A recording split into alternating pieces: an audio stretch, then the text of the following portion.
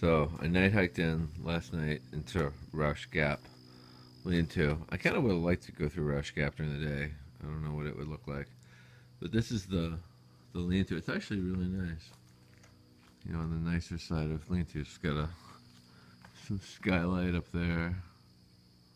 It's got this sort of bar thing. I don't know, it's sort of like a picnic bar thing. They did a really good job with this one.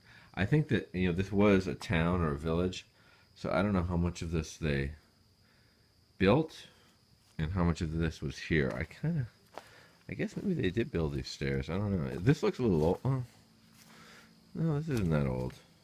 Some of this looks old. Like, it looks like there was some foundation here at some point. Like, that wall looks kind of old.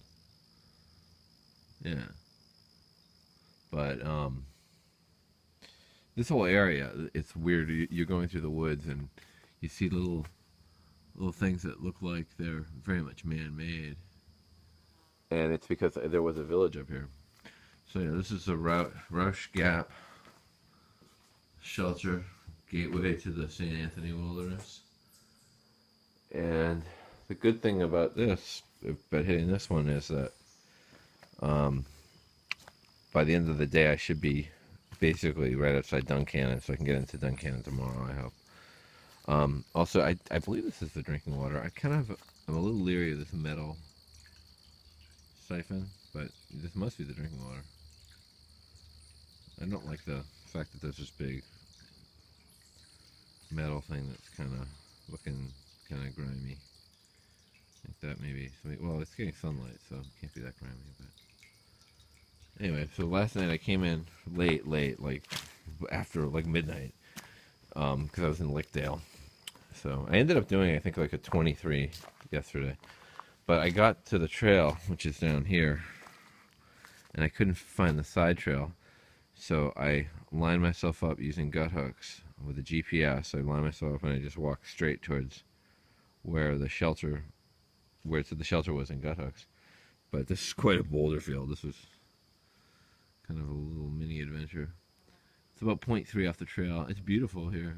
I like this. This is beautiful. Sadly, this is not what a lot of PA is like, but, or not what a lot of the Appalachian Trail in PA is like. This is what PA is like, just not so much the Appalachian Trail. Beautiful rocky hill. Anyway, so more later, probably. So I'm heading to Peters Mountain later today.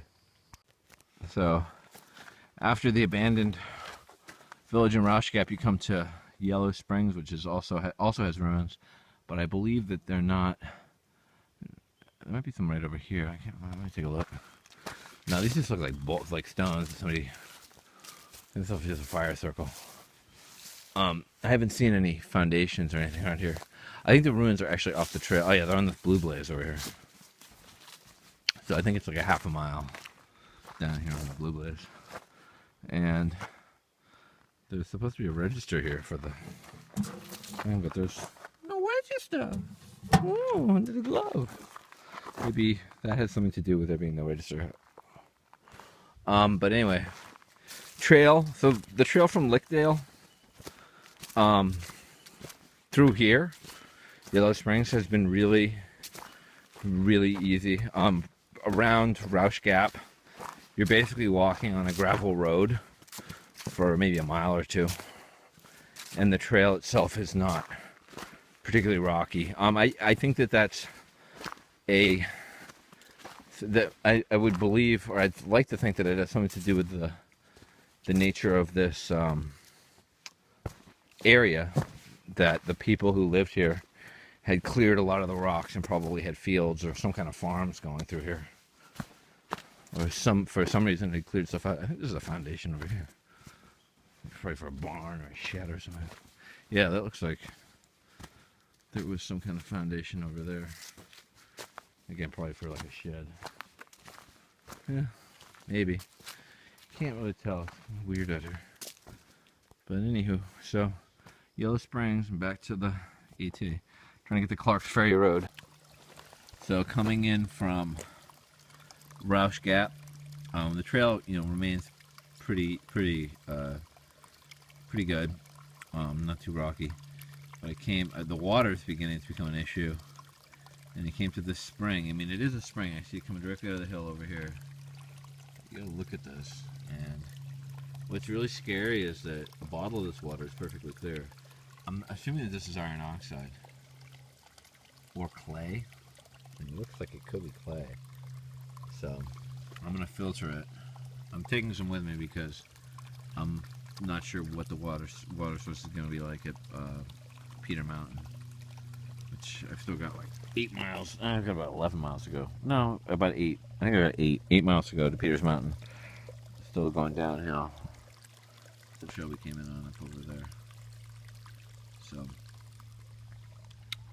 this is a campsite. This is the one decent spring I've actually come to. I've come to a number of dry streams and springs that were dry too. So just crossed Route 325. Because now it's maintained by the Susquehanna AT Club. Before it was the Blue Eagle Mountain Shelter or something like that, I think, on the other side. 6.7 to Peters Mountain. 9.6 to 225, which I think is Peters Mountain Road. But I'm just gonna go to Peters Mountain to the lean-to tonight. And Duncannon tomorrow. Woo!